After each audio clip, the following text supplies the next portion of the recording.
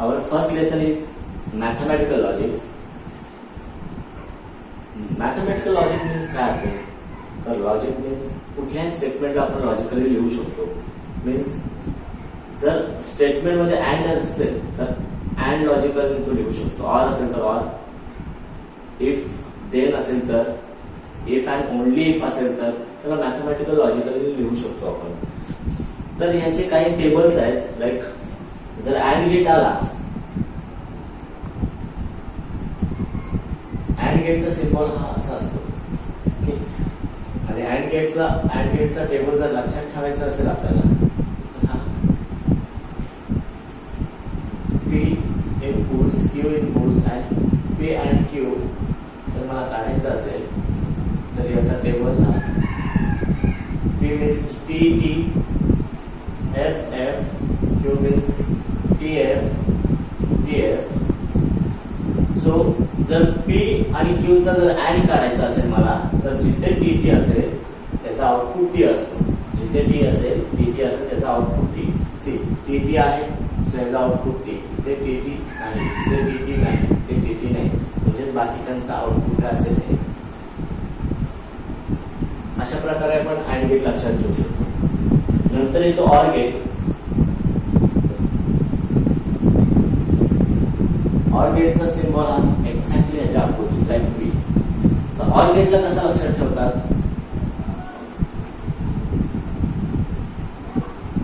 Same P Q साठी आपण or gate बघणार आहोत. P means T T, F F, T F, T F. So P or Q काढायचा असेल मला, तर याला लक्षात ठेवण्यासाठी जिथे एफ एफ असेल त्याचा output F. In or gate F F use me F. See F F F. इथे एफ एफ आहे का, नाही, कुठेच नाही. सो इकडे नेक्स्ट गेट इज कंडिशनल. तर ऑर मध्ये इम्प्लिकेशन पण बोलतात. Symbol is one side arrow असतो त्याचा. तर ह्याला लक्षात कसं ठेवायचा, सेम पी लिहिलेला आहे, क्यू लिहिलेला आहे, इथे लिहिले पी इम्प्लिकेशन क्यू किंवा पी कंडिशनल क्यू. ह्याला लक्षात ठेवण्यासाठी जिथे टी एफ असतो त्याचा आउटपुट एफ असतो. सी टी एफ आहे का, नाही, इथे आहे, टी एफ आहे, सो त्याचा output F. T F use me F. आणि याच्यामध्ये ऑर्डर महत्वाची असते. आपण पी कडून क्यू कडे जातोय म्हणून मी पी कडून क्यू कडे बोलतोय. टी एफ नाही, टी एफ आहे, इथे एफ टी आहे, सो हा येणार नाही. बाकीचे काय असतील, टी. जर मी एक ऍडिशनल अजून एक टेबल बनवला, त्याच्यामध्ये जर लिहिलं मी क्यू इम्प्लिकेशन पी लिहिलं, म्हणजे क्यू कडून पी कडे जाणार आहे. सो आता मी बघणार आहे टी एफ नाही, टी एफ नाही, इथे टी एफ आहे, सो इथे T F use me F. Otherwise all are T.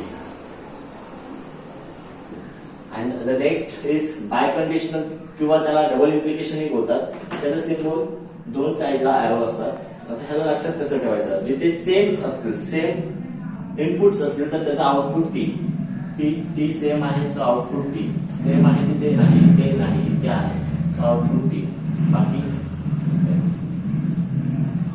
and the next one is negation किंवा त्याला निगेटिव्ह ही बोलतात. त्याचा सिम्बॉल हा असा असतो. आता याला कसा लक्षात ठेवायचा, निगेशन मीन्स अपोजिट किंवा निगेटिव्ह बोलतो आपण. जर ते टी असेल तर तिकडे आउटपुट मध्ये एफ. सी पी चा जर निगेशन घेतला मी तर टी चा काय होईल, F.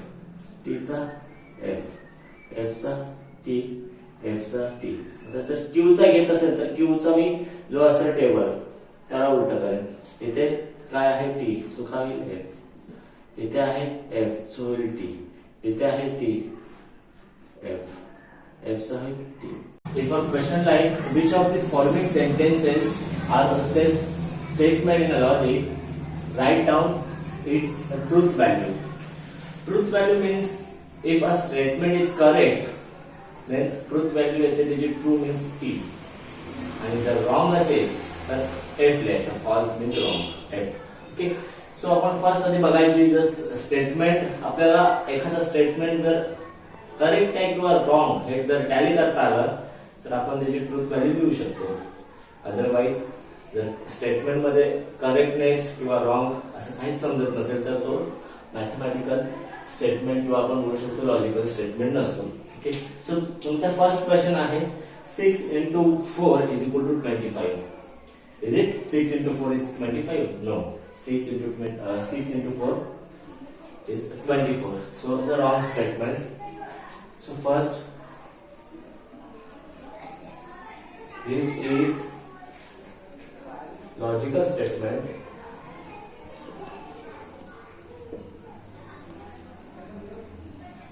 and its truth value is f. Why f? कारण 6 into 4 हा 25 नसतो तर 24 असतो. Next, second, 6 plus 4 is 10. Yes, correct. So first आधी लिहून घ्यायचं तर स्टेटमेंट असेल करेक्ट तर this is logic statement and its truth value is t. Why t? Because statement is correct statement. Next is what are you doing? याच्यामध्ये आपल्याला correctness समजून येत नाही म्हणजे स्टेटमेंट रॉंग आहे की राईट आहे. सो हा आपण याचा आन्सर देऊ शकतो this is not logic statement. Okay, same. Next, the moon revolves around the earth. Yes, moon revolves around the earth. It's correct statement. So the answer is this is logic statement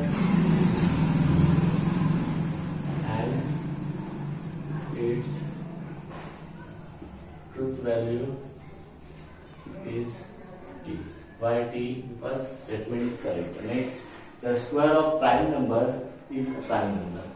See, square of prime number is not a prime number. Prime number कधीच येते जर आपण prime number example 3 जर घेतला तर 3 चा square असतो 9 हा prime number नाही.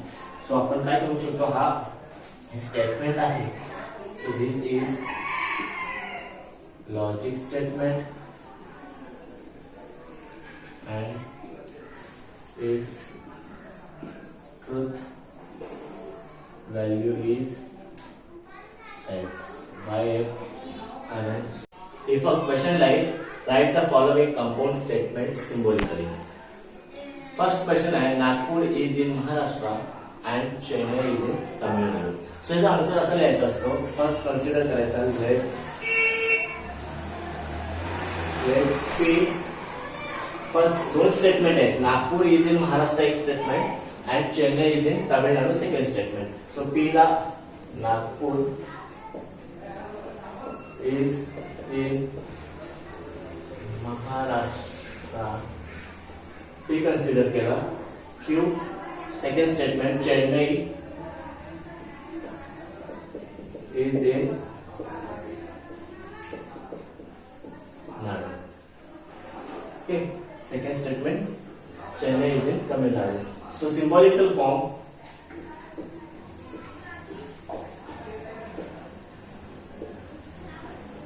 of statement is first P घेतला आपण. ओके, याचे जर आपण नीट नोटीस केला तर ह्या स्टेटमेंटला दोन कंपाऊंड स्टेटमेंट अँड ने जॉईन केले. सो ह्याच्यामध्ये येईल अँड आणि क्यू. ह्याचं जर बघितलं तर दोन स्टेटमेंट ह्या ऑर ने कंपाऊंड केलं. सो इथे येईल P और Q. ओके, नेक्स्ट आहे if triangle ABC is a right angle at B, then measure angle A plus measure angle C is equal to 90 degree. Okay, so ह्याच्यात जर नीट पाहिलं आपण नोटीस केलं तर हा स्टेटमेंट इफ आणि देन ह्या दोन वर्डने ह्याला कंपाऊंड केलंय. सो ह्याला P पहिली स्टेटमेंट दिली, Q सेकंड स्टेटमेंट. सो जर इफ देन आला मध्ये इफ देन आला तर हा स्टेटमेंट मध्ये P इम्प्लिकेशन बोलतो P implication Q if then आला तर.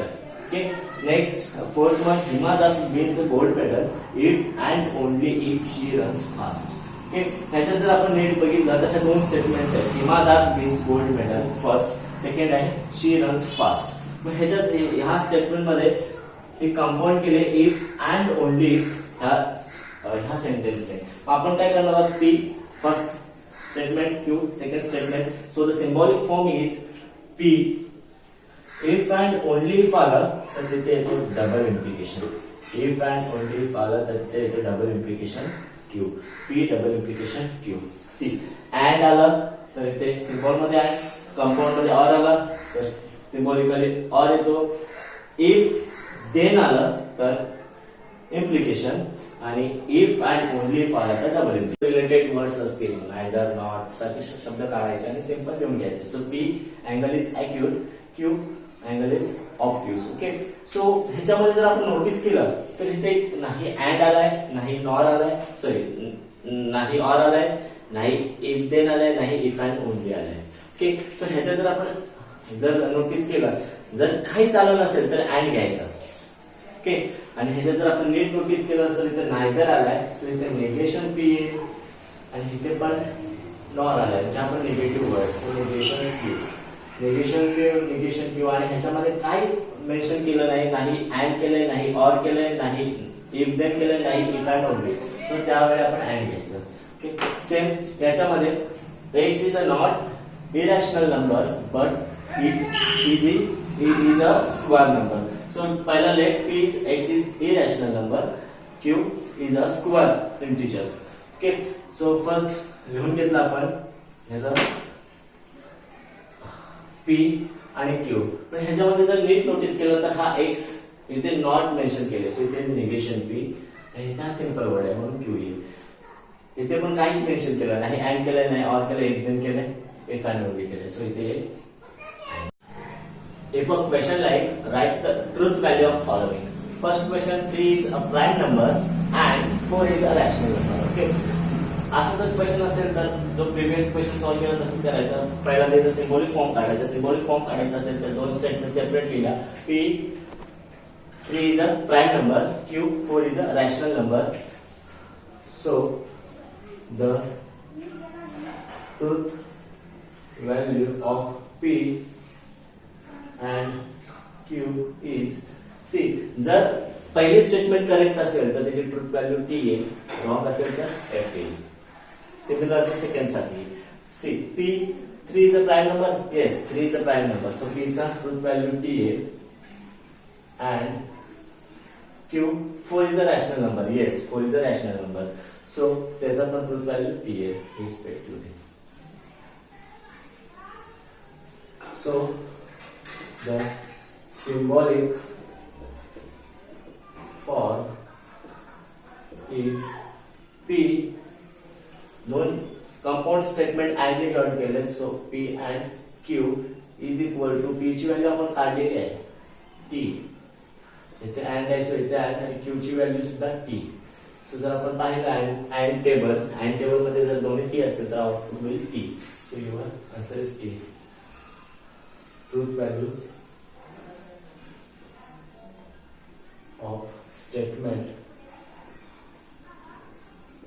is T. Your final answer. Stop the video. Next question is, all flowers are red or all cows are black. Okay, first P is equal to लिहून टाकलं, Q is equal to लिहिलं. Then truth value of P.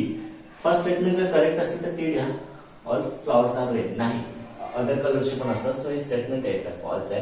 Next, all cows are black, हे पण false आहे, wrong आहे, त्याला पण F लिहिलं आपण. Then symbolic form is P, compound केलं ऑर नाही, so or Q is equal to P ची व्हॅल्यू आपल्याला एफ भेटली आणि क्यू ची पण एफ. सो जर एफ चा आपण बघितलं तर एफ एफ ऑर वेट मध्ये F F use me F. So truth value statement is okay.